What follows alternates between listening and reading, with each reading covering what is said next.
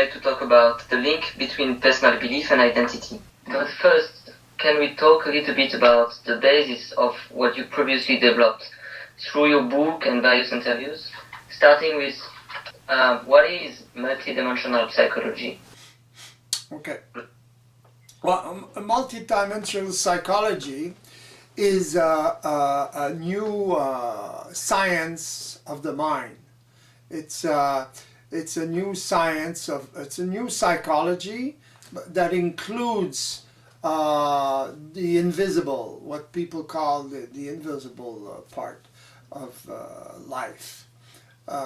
And it's a study of the mechanism of the system, the psychic system. So once a person starts developing or inquiring or exploring that domain, they discover what they always felt in their lives, but they couldn't pinpoint or articulate easily, because they have no language, they had no language, they had no vocabulary to describe what they felt. So it's very hard to describe what you feel, you know, and especially with the influence of the normal psychology or the involutive condition. So what I call involutive condition is the psychological conscience, but more that prevails actually in the world, you know. So it's an inferior consciousness to the consciousness I am talking about. So why do people suffer? Why do people have a hard time realizing what's going on in their lives? Why they are subjected to life instead of being in power in their lives. So without knowing the mechanism that manipulates them, they are in the black, you know, in the black zone. Yeah. Okay. Could you talk a little bit about what you call programmation? Okay. In the systemic mechanism, everything is programmed. Okay. Everything material has to be programmed.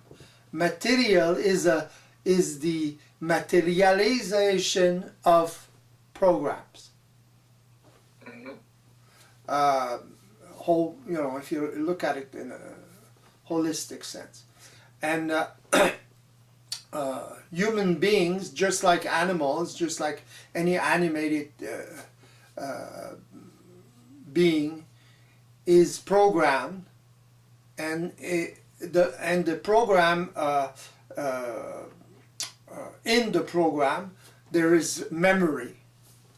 Okay.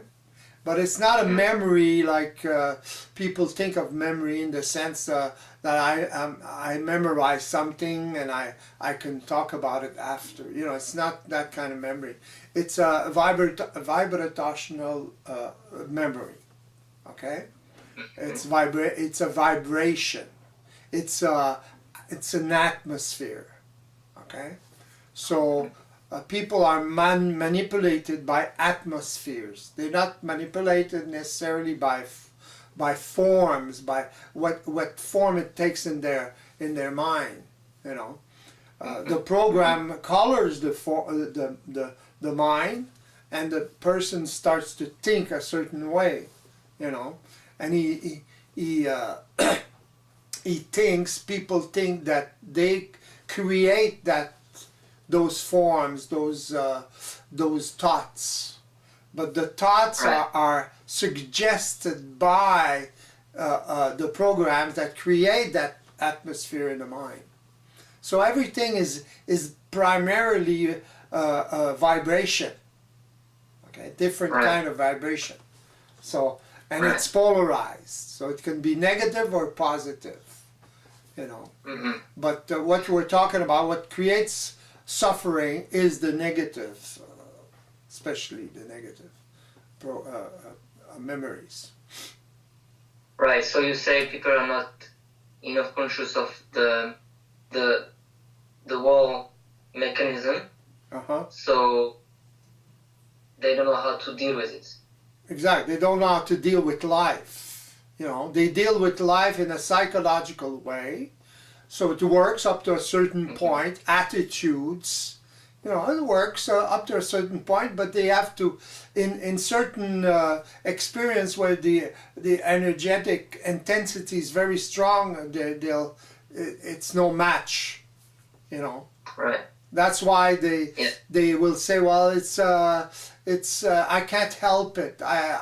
You know, I see I have a certain way of responding to things or reacting, but I can't help it. When they say that, it's because they're subjected to a program, you know, an atmosphere, an automatism, you know. So they can be partly conscious of it, but they don't know where it's from or the mechanism, you know. So what people call the unconscious is the system, the program, the psychic system, the program, the memory, everything, and all that. But to look at it in the sense of the unconscious is limited, you know. Right. Because it's way beyond that. It's way beyond certain influence like psychology thinks it works. Yeah, that brings us to what you call the fifth dimension. Yes. Could you develop on that? Yeah, well, the fifth, the programs are emanate from the fifth dimension, what I call the fifth dimension. People, spiritual people, or the common term for that dimension is the soul. You see? So people, man has always intuited that dimension, but he couldn't grasp it in a scientific way. You know, so he called it the soul and the memory of the soul and all that. So, of course, man can't function without that dimension. You know, he can't function without memory, he can't function without programs. But certain programs are very against him, against his well-being. You see? Once a person repeats an experience, it creates a program. So if the experience is very negative, you know, like abandonment or those kind of experience, well, it accumulates, the memory accumulates, and the memory starts very young. So the impression of a young child is different from the impression of an adult, but that memory of the child, of the impression of the child, carries over all the way to adulthood without the person knowing that. He's subjected to atmosphere, to reactions of a 3-year-old, and he's 50-year-old, you see? But because he doesn't know, he's in a habit of believing those atmospheres, see? So once he believes those atmospheres, he activates the whole thing and lives very emotionally instead of mentally, you see? There's another last point that I would like to talk about eventually is what you call the awakening. which seems to come after a certain time of practicing this multidimensional psychology in your daily life. What do you call awakening? Well, awakening, what I call awakening, is different from the spiritual awakening. Okay? Right. Spiritual awakening is more on the psychological side of reality. See? It's a very high manifestation of consciousness, but in the involutive realm. See? Right. What I call involutive realm is the unconsciousness, or the fact that people are unconscious of the mechanics of the system. You see? Right. If they're not conscious of that, they're not awakened. It's like the spiritual awakening then is an illusion. You see? It's an intuition of real awakening. So awakening, what I call awakening, is the fact that a person realizes, is able to observe in a multidimensional way. You see? He can observe the mechanism in real time. See? Right. So, in comparison to a person that has a psychological consciousness, he can only observe at the level of the form. You see? Right. So, it's mainly superficial. It's the point of the iceberg. It's the summit of the iceberg. The rest is that dimension. See? So the fact that people talk about that dimension as the soul, okay, by using that word, they use all the history behind that word. See? So they get mixed up. Okay? Yes. So, we can't function without programs. We can't function without the soul, in the sense that we can't function without program, without automatisms. You see? If we didn't have any automatisms, we would have to create some. Everything. It would be very hard to live like that. And then an animal will develop habits, will develop automatisms to survive. Well, we have to, and it's automatic. The system, we're part of the system, and the system, as soon as we repeat an experience, it registers. What they call the Akashic memories, or is the fifth dimension. Access to that dimension requires a certain way of observing. You see, multidimensionally, okay? The whole. Yes. Otherwise, you're like a horse, with I don't know what you call that. Those things there. Yeah. So you can't see the blind spot. People have blind spots like that. It's not enough holistic. Yeah, exactly. There's something missing. Right. That's why they suffer. Because if they knew or practice that kind of observation, they would see what makes them tick. You see? Right. They would see the automatism. They would see the mechanics. Once you see the mechanics, you can't believe in the atmosphere. You see? Right. Not right away, but once you practice that, once you live the experience, you can't believe anymore. You see?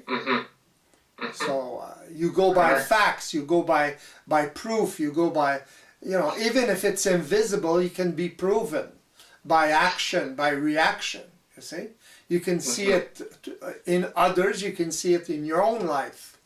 It's not because it's not material that you can't prove it, you see? Habit, a way of reacting is a proof, you see? Right. So. Well, I think we spoke enough about the basis of the psychology, and that's a good beginning. Could we start talking about the topic of the day, which is the link between belief and identity? Okay. How does it connect? Okay. Well, I talked about it a little bit before. Once a person believes the atmosphere, he identifies automatically to the programs or to the mechanics, you see? Without his knowledge, he doesn't know, he's not conscious of that, you see? So that's the basic, and he gets disinformed by all that, see? He has impressions. But he has to, those impressions are filtered through his psychological consciousness, which is very limited, you see. It's limited to the past experience of man, you see. But man in his past never awoken, you see. Yes. Certain people think that man was awakened before. If he was awakened before, we would be, everybody would be awakened. Most people, you see? Yeah. And man never awakened because it's part of his experience, you see? The psychological consciousness is a transitional consciousness between his animality and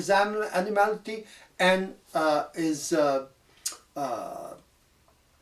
superior consciousness, okay? Or supramental consciousness, you see? Yeah. Which is what? Which is the capacity to observe multidimensionally, you see? To observe the mechanics, to observe how it works. Yeah. If you don't know how it works, you can't fix it. That's why man suffers so much. And he has all kinds of habits, all kinds of reactions, wars, everything, are based on that, on total or more unconsciousness, you see? Right. So the belief survives in man because they're not able to verify if what they believing are actual or not. The belief persists because they identify to the atmosphere. They identify to the programs, you see, without knowing it. They're not conscious of that, but they identify to that. So by identifying to the programs, okay, without being conscious of it, they identify themselves to their personality, which is their habits, you see? So you recognize somebody not only by his facial or his body, but by his habits. You see, so and so is like this, so and so is like that. So he has a different personality.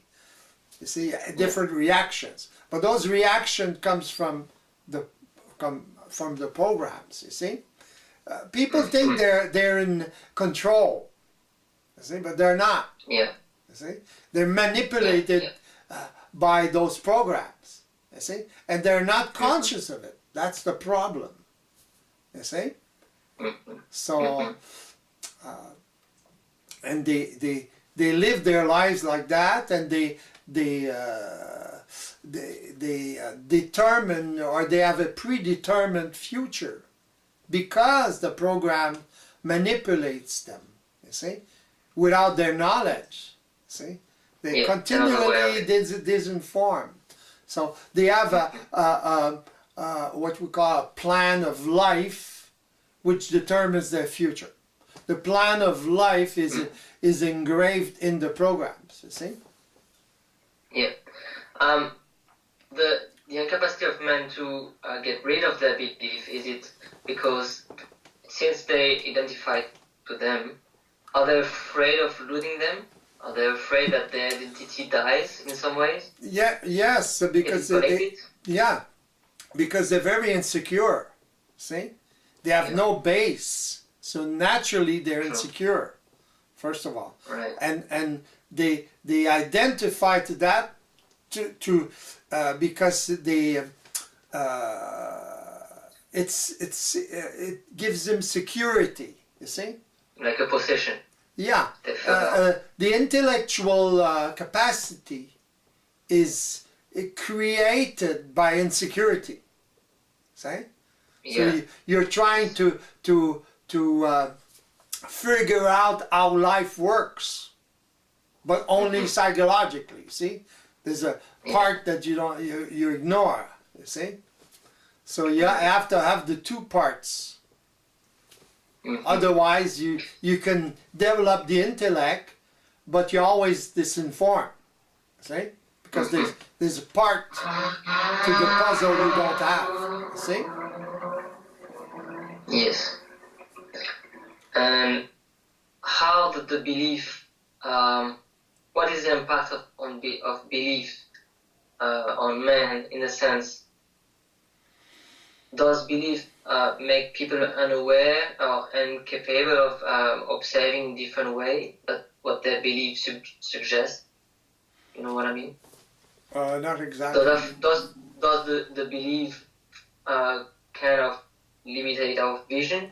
Of course. Does make us incapable of observing different way, like exactly. It's like holistically. Exactly. It's like a child. To believe the atmosphere, to believe everything like that, is to have a tendency to believe like that. It's like a child. A child believes like that. See? Yeah. And it's normal for a child. Yeah. But for an adult to believe, just because you feel an atmosphere in your mind, doesn't mean it's real. See? Right. Because it comes from memory. So from the memory, accumulated experience. You see? Yeah. If somebody rejects you in a certain way, or you feel rejected, it triggers the program instantly by vibration. Even if you're not aware of the rejection, of the form of the rejection. As long as there's the vibration in the gesture or the event, then the program will trigger. An example of that is two people, a woman and a man, will separate or will divorce. Okay, even let's say the woman wants to divorce and says to the guy, "Well, I want a divorce." She'll trigger the program, her program. Abandonment program, just saying. So she reacts emotionally to that, as if the guy told her. You see? Right. So just a vibration of saying it makes triggers the program. And once the program is triggered, the memory is triggered, the automatism is triggered, the person feels an atmosphere, and then the person is used to believing that atmosphere, and then lives the experience, or the same experience as when he was 3-year-old. Right. So he's an adult, the person is an adult, but he lives experience like that, or beliefs like that, just like a 3-year-old. Why? Because he always activated that kind of memory, you see, of feeling. He always believed in the atmosphere since he's very young. So it followed him through experience because he didn't know what was going on. You see? Right. So not knowing what's going on is being asleep. You see? Mm-hmm. And awakening to what's going on is to awaken. You see? To be aware. Yeah. So that's when a person starts to awaken. It's a process. See, it's not awaken like that. It doesn't work like that. People who say they awaken like that, it's a spiritual awakening, it's a mystic awakening, and it's not a real awakening. Because they can't bring that reality. They can't materialize that reality. You see, they can't apply it in their everyday. Right. It's just one flash, and then they can't use it anymore. Well, they think they can. They can stay like that in meditation or whatever, or in that state of bliss. But trying to apply that in their everyday life is another thing. See? That's where the proof in the pudding, you know. That's where you see the proof. So if you can't apply it, it's not real. It's an application in your everyday life, you see, in your relationship, in everything, but not by attitude, you know, by loving everybody, you know, and all that. See, it's not like that. It's applying the fact that you can observe reality, okay, multidimensional reality or systemic reality, and you can apply it or start applying it. You see? Right. And it takes experience, that kind of experience, the experience of multidimensional observation. See? In other words, being able to see in real time the mechanics of what you're living. Why? Right. You see? Why are you living that atmosphere? So it's a big advantage because you can't, once you see that, once you observe that, it's automatic. You can't believe the atmosphere. You see? Or you start, there can be a war between the two, but between the habit of believing, because a habit, it's another program, and the new consciousness, you see? So you have to build another experience of consciousness, of observation. What a multidimensional observation capacity brings you, it's another experience. See, every time you experience that, then it creates a new program which supports your consciousness, which supports your will to liberate yourself from that. See, it's not because you know it that it disappears. There's a war going on after, you know, a war of will between the two. You see, between you and the system. In other words. Or the program, or the specific program. So, so there's a conflict between the true identity of man and what they identify to, which is a belief. Yeah. Memories. Yeah, exactly. A belief is it's not intelligent. There's no intelligence in belief, you know. Yeah. It's like a kid, you know, a 3-year-old kid who believes in anything you can say to him, you know, because he doesn't know better. You know, he trusts you. People, especially spiritual, they trust the universe.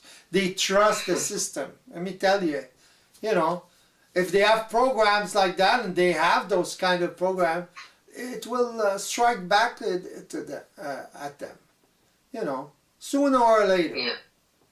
They lose somebody, and then those programs starts activating, and they activate the program, you see, by believing and all that. Yes, and could you speak a bit about the plurality between good and bad and all this that is very emphasized into spirituality? Yeah. Well, the psychological the basis of psychological consciousness is polarity. See? Yeah. Good, bad, everything polarized like that. Truth, Yeah. falsehood, Yeah. all that. So that's why it's so limited. You see, there's no gray area. And life is full of gray areas, So, but it's a very primitive way of looking at things, or a primitive consciousness. See? So the man started to function like that in that consciousness. Once he started to differentiate bad from good. Polarity started, it's polarity that started that whole consciousness. It's represented by Adam and Eve eating the apple of the knowledge, I don't know what they call it in English. Yeah, the tree of knowledge. Yeah, the tree of knowledge and all that, eating that fruit, you see? The fruit is the consciousness, you see? Oh, yeah. So once they start living that consciousness, experiencing that consciousness between good and evil, truth and then all the other ones, all the particularities of polarity, then they start building a consciousness which is based on polarity. See, has to start that way. Once he lives for thousands of years, this consciousness, he suffers from it, and it's the suffering that helps him in a way to access a superior consciousness. Yeah. So once but he's before ready, you do that, once he's evolved enough. Yes, but so to access this, you have to understand how important it is to be free from it, or it just comes because you can see that it's not intelligent through this new observation. Well, it just comes. The problem is, it would be nice if it would be like that, but the problem is the problem is disinformation. You see, and disinformation comes from the fact that the human being has always lived that inferior consciousness. So that inferior consciousness disinforms him in a way. He interprets everything. See? So he feels something, okay? Or he feels an atmosphere, interprets it through his consciousness, his psychological consciousness. So it becomes, it's polarized. So he looks at it in a negative way. Let's say abandonment. He looks at it in a negative way. He always looked at it like that. It's an automatism. He believes it. See? Yeah. But there's a difference between, he has to make the difference between what you call a fact, something that happens, and the program. You see? The event. And this can. The event triggers a program. It's not, and he believes that it's the event that creates that atmosphere. But before, see, it's not the event directly that creates that. It's an atmosphere. It's the memory he's carrying since he was very young. So once the event triggers the program, but the program is amplified. You see, the reaction is way amplified. If he reacted without the program, it would be a very small reaction. See? Yeah. A very small, Yeah. very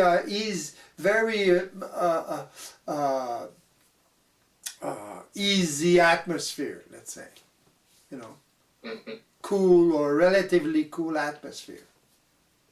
But since he has the program, it triggers the memory, and it reacts by creating a very negative atmosphere, you see? Let's say when it's explained that, when it's explained like that, it's pretty easy to understand, because two people in the same situation would react in completely different ways. So exactly. From their past. Because they have a different kind of memory, you see? The intensity of the memory is different. See? Yes. It's very similar memories, see? Of rejection, all that. But, see? It has a different intensity because of the environment where the child, where he got his experience, you see? So, from generation to generation, people did inform themselves and pass on this belief that they are what they perceive when there's this atmosphere going on. You see, what happens what reincarnates from generation to generation is that inferior consciousness. How? Because the parents, they have a certain way of dealing with the child, you see? They have a certain way of imposing their authority on the child, see? Vertically, you see? Yes. And once the environment or the parents do that to a child, which is in his own authority, you see, at his level, then the child is afraid of being abandoned or being rejected by the parents, okay, and he adopts the authority of the parents, or he does what the parents want him to do, you see? Yes. Globally. Yeah. Of course, he doesn't always do that, and he feels guilty because he doesn't do what, because the guilt comes from because he's afraid of being rejected, you see, abandoned by the parent. There's a very big bond between the child and the parent, but the bond is more has to do with survival, you see? Yeah. In the sense that the child wants to survive. He's not conscious of that, but he does everything to survive. So if he feels that the parent abandons him or rejects him, you see, or can reject him or abandon him, then he believes, or he adapts himself to the parent's authority, you see? And the more the authority is strong, the more the child lives that abandonment program, you see? The memory is stronger. Right. Morally, moral authority and all that, and the child lives that all his life, carries that all his life, because he repeats the experience, you see? He believes. So if an adult believes those kind of atmosphere, imagine a child. So it carries on up to when he's 40, 50, it doesn't matter. He reacts like the child. You see? So the main issue is definitely the incapacity to understand how the system works. How does all is connected to each other. Exactly. All this mechanism, all the psychological way. Exactly. He can't you can't see it scientifically. See, it's very scientific. It's very it's a mechanism. It's a mechanics, just like physics. It's the physics of the invisible. It's the physics of the mind. Actually, should call it that. Multidimensional psychology is the physics of the mind. Yeah. See, if you don't know the physics, what can you do? Can't do much. What could man do without physics? Not much. Which is, this is difficult because this is connected to our identity. Yeah. And the more it's connected to ourselves, the more it's difficult to look at it, I guess. Of course. Because people are afraid. Exactly. To see what's going on. Because they feel, even if they suffer from their psychological consciousness, they try to secure themselves, with it. So it's very mixed up, and there's a lot of disinformation and a lot of resistance to evolve actually from the individual. But they don't know. But they don't know. You see, the main thing is that they don't know. You see, and they think they know something. Which is even worse. Yeah, which is even worse because they disinform themselves even more. So if they have a lot of knowledge of all kinds of esoteric and spiritual knowledge and all that, it works against them because it separates them from reality. You see, which is very simple. Belief. It becomes belief, and but esoteric knowledge and spiritual knowledge, there's a reality behind it. I see, but it's interpreted psychologically. That's what people don't know. You see, and a person can talk about that knowledge, and the other guy that doesn't know much, he believes that. You see. Yeah. To believe is not intelligent.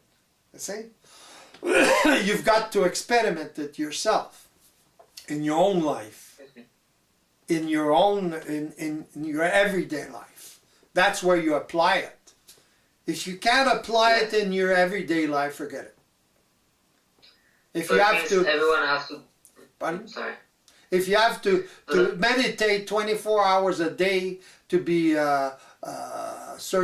have a certain equilibrium, it's not real. Yes. So that means that everyone has to develop the things through experience and to he has to develop it. He has to see the reality through his own eyes. So you have to be informed about all the system, how it works, so he can see it from his own eyes. Yeah. So how does this is connected to the identity, but also authority? Well, once he can observe at the multidimensional level, he automatically it creates more authority. He is in his authority. Why? Because he observes. He's the one that is observing. See, that has the capacity to observe the mechanism and verify it. It's like a laboratory. It's like a scientific laboratory then. See, he verifies. So he's in his own authority, just like a scientist will verify somebody's theory or somebody's experiment. You see, in the scientific world, for something to be valid, it has to be validated. The experience has to be validated by other scientists. They have to be able to repeat the experience. It's the same thing. See? Yes. So then it becomes scientific. Then it becomes real for the person. So he's in his own reality. He lives the experience. You see? And once he develops through multidimensional observation, once he develops the more and more authority, then he's more individualized, then he is more and more in his own identity. See? Because his identity is his capacity to be in his own authority. Right. See? That's the only way to feel secure. Right. Because then it's universal. Whether in any situation you're in real time first of all, and in any situation he can see what's going on in real time. You see? What people say, the present moment and all that those are attitudes, psychological attitude of real time. You see? Being in real time is being able to see what's going on in real time, at the moment. See? Right. So the attitude... Pardon? When people try to have the attitude of being in real time, they're not aware of the system inside, within themselves and outside exactly. themselves. So there's no point, except just being a bit more aware of the surrounding. Yeah, exactly. Mm-hmm. It's an illusion, so, it's not real. Yeah, so how do you enter in contact with this new way of observing life? Well, if you speak to a person that can observe in a multidimensional way, you're in contact with that reality, or you can be in contact with that reality if you evolve enough. In other words, if you can, if something sparks in you, in the sense that you can be. It fits, for you. If it doesn't fit, it's because you have too much resistance, psychological resistance. You see, you need more experience. You need to suffer more. Once you've suffered enough, then you're more open to, because it's not very spiritual. It's not very esoteric. It's very occult. That's the real occult. See? But it can explain the occult, it can explain esotericism or spirituality and all that. All the concepts. See? What's behind all the concepts. See? People have always known those things, but they interpret it through their psychological consciousness, you see? So people, when they go to spiritual groups and all, is it because they're not capable of finding something more real? Is it because it's just appealing, like secularizing? Exactly. They if you're in the collective authority, okay, if you're not in your own authority, really, then you're looking for your identity all the time. They're looking for their identity, you see? Yes. But they won't find it, they won't live it until they can observe the system. See? Not interpret the system, can see it directly. The mechanics of the system. See, there's no spirituality in that. I can see. Like I say, it's very occult, but there's no spirituality in that. It's a system, it's scientific, it's the physics of the mind. You see? So. But they want to find a savior. They want to feel secure. Well, it is them that has to be the savior. They have to save themselves by awakening. Nobody can save you. You have to save yourself. From what? From suffering from life. You see? You are the savior. Once you start awakening, you'll realize that. People will realize that they are the savior. They save themselves. Nobody can save you. I can explain what's going on and all that. People need that, but they have to make the moves. They have to be able to make the moves or realize what I'm talking about. You see, I'm always talking through my observation multidimensional reality. You see, I'm not talking to my observation, my psychological observation. See, so that's where people can connect. You see, by vibration. See, there's a vibration in that. There's a reality in that. You see, and if they can connect to that and live that experience, okay, then it will they immerse themselves in that experience. See, it's not a question of believing or knowledge. It's a question of vibration. You see, when I speak about that reality, I speak in a certain vibration. The experience is my observation of reality. You see, of a multidimensional reality. But people are not used to that. You see, it's strange to them.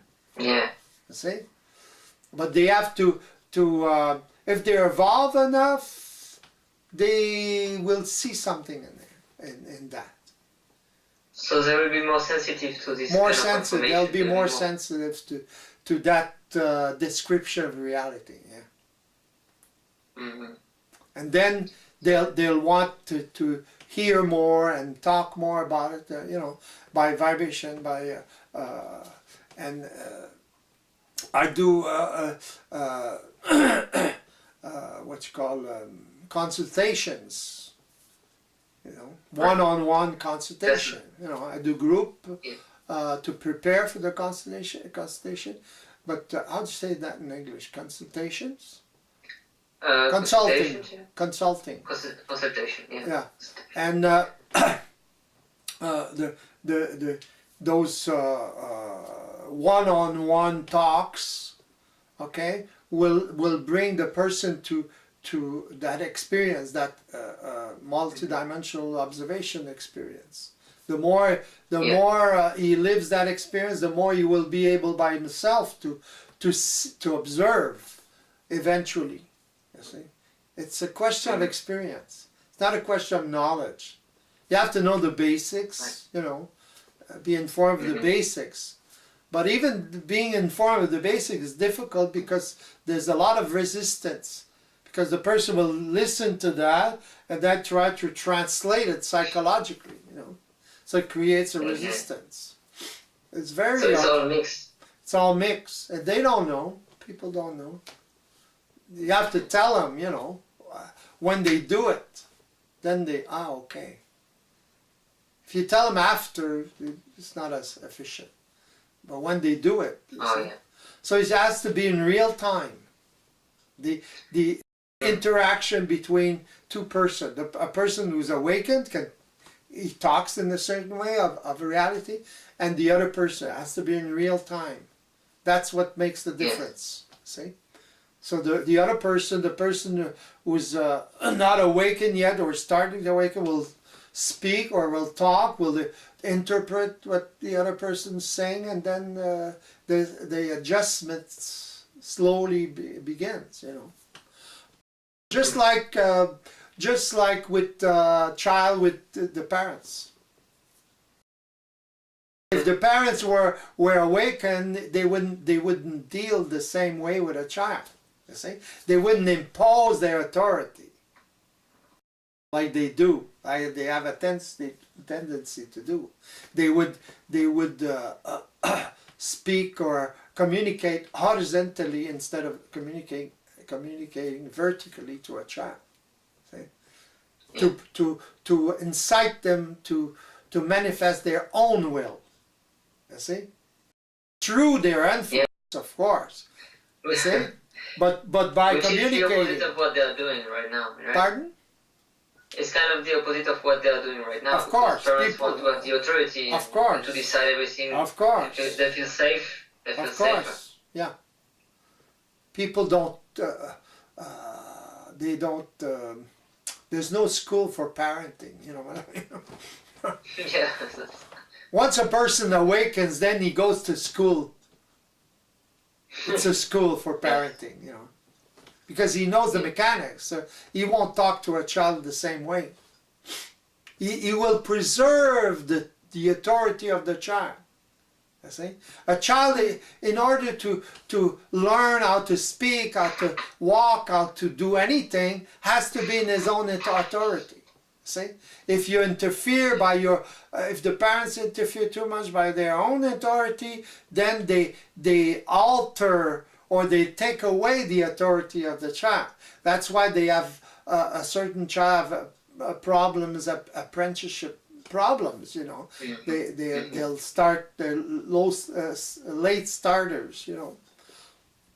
Yes, plus this authority is not really adapted, it's not really understanding the full mechanism, so they impose things that they shouldn't eventually. Exactly. And the proof of that is that when the kid gets to 12 years old, 13 years old, then he wants to be in his own authority. You see? So what does he do? He has no experience being in his authority, but his fundamental urge is to that. He's totally unconscious of that, and then it produces adolescence, you know, with all the crises and all that. But it's only a person that's trying to be in his own authority. It's normal. See? Right. No matter what he does, it's normal. See? Right. So eventually, if the parents would give authority to the child from the beginning, they wouldn't have this like big urge for finding themselves in the end. Yeah, exactly. And they wouldn't do the errors they do in adolescence. You know, the more extreme it becomes, you know, the way they act or react, the more the authority was great when they were young. See? They'll react consequently, you know, automatically. So they're totally unconscious of that. Imagine. And parents are totally unconscious of that.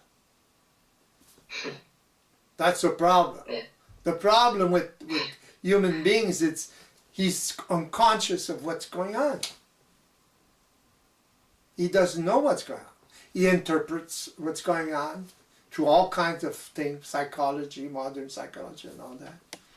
You know, has its values, you know, it has its, but there's a part that's they don't touch, they can't touch, unless they individually become conscious or awaken. There's no university. So there's no university for that. Yeah.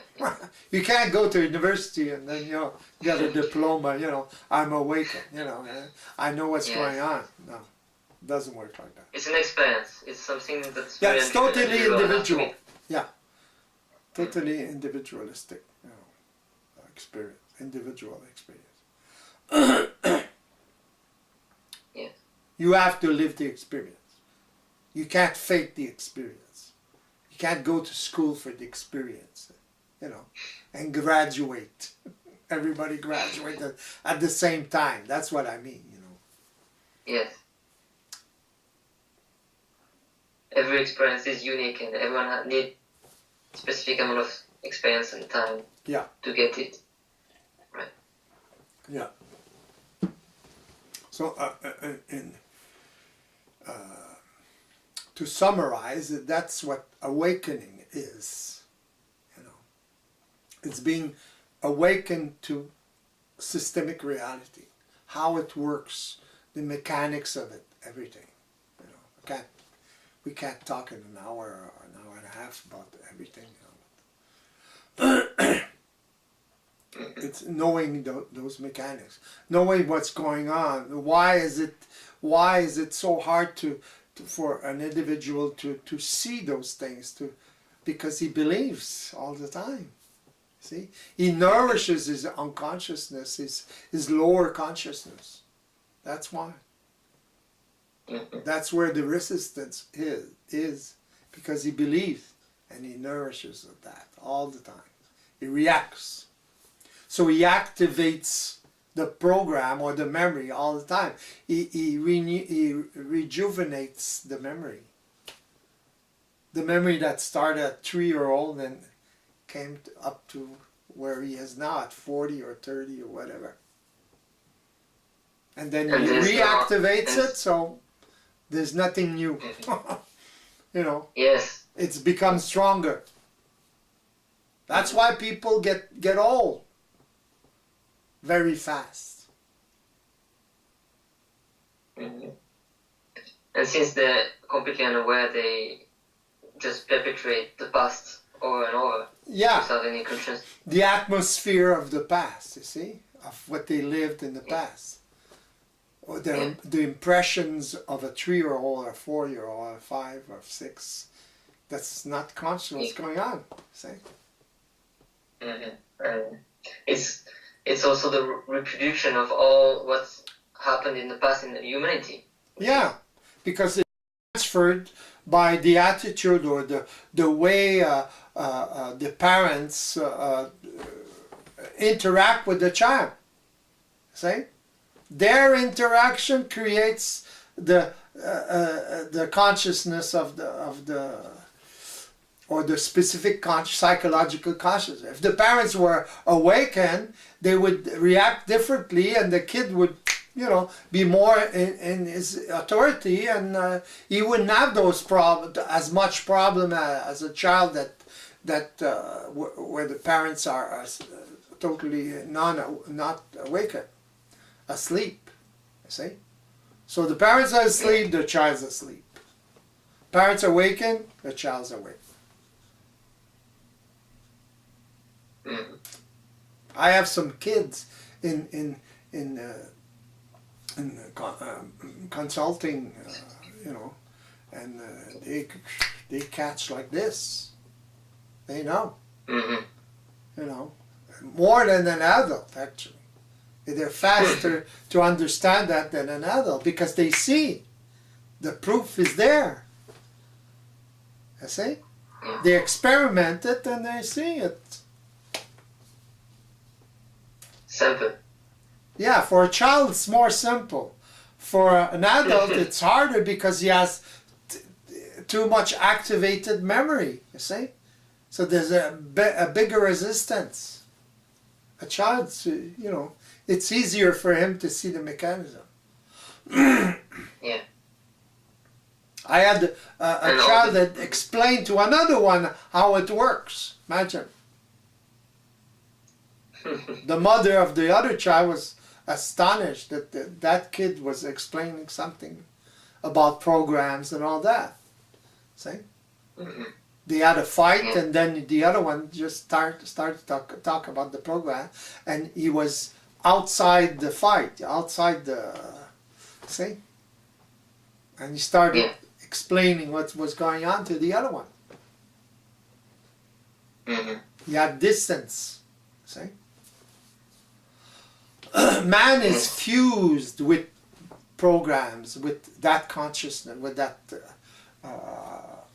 memory. See, man is too much fused to the soul, and not enough to his spirit. You see, he has to diffuse himself from the soul. You see. Or from the fifth dimension, or from, not from the fifth dimension, but from the programs. Once he diffuses himself from that consciousness, from those programs, then he's more autonomous. You see? You can't get rid of programs. You know, you can't, in other words, you can't get rid of the soul. You see?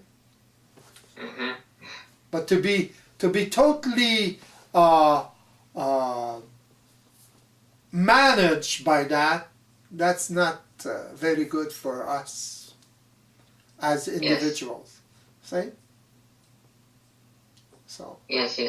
It creates a lot of trouble and conflict. Yeah, and individually, yeah, of course. Man lives by a collective consciousness. He doesn't live by his collective authority. He doesn't live by his own authority, see? Very few people, very few human beings started to manifest their own authority. Look what happened. But people think they are. People think they are. Of course. But when they see one, free and in the past especially, when they saw one, you know, they burned him, or they crucified him, or they whatever. Yeah, yeah. See? Mm-hmm. People who start, you know, being a little bit more than the average people in their own authority. See? Yeah. But those are the ones that make that psychological consciousness evolve enough to one day, you know, make it so individual awaken, really awaken, and liberate themselves from that ignorance, you know, from that psychological consciousness or inferior consciousness. Mm-hmm. So to be able to get out of this condition, you have to understand perfectly all the mechanic and the movements and being aware of it. Well, you have to understand is a big word, but in the sense that you have to integrate it, you have to live it, the experience, you have to realize it by yourself. See? First of all, with someone that's already awakened, you know, that's just like a parent, you know, it's the same thing. It's an influence, it's a support, you know. You have to learn English somewhere, or Chinese somewhere with a Chinese guy, you know, or a Chinese person, you know. So, can't learn Chinese like that. You have to read about it, you have to do something about it. You know what I mean? If there's nothing written about Chinese and nobody talks Chinese, what are you going to do? You know what I mean? You're not going to talk Chinese, you're going to keep on talking English or French or whatever. You got to be immersed in it, you see? So it takes a person that's already awakened to awaken another one, that's how it works. And different degrees of awakening in that. Yes, that made me think of the human child that lived with animals, and they're very really like animals' attitudes. And yeah, they learn from the animals. They need, yeah, and they need contact with humans to become civilized. Learn. Yeah. Get civilized. But it's the influence of the humans that will, you know, it's the fact that humans are more civilized. You see? Yeah. So in a way. In a way, yeah. He's more natural, you know, but humans being more civilized, but they have their quirks, you know, their problems with civilization, you know. It comes with a price, let's say. Right. The psychological way of observing life, which is not perfectly adapted to understand. To reality, to systemic reality. Yeah. That's the main problem.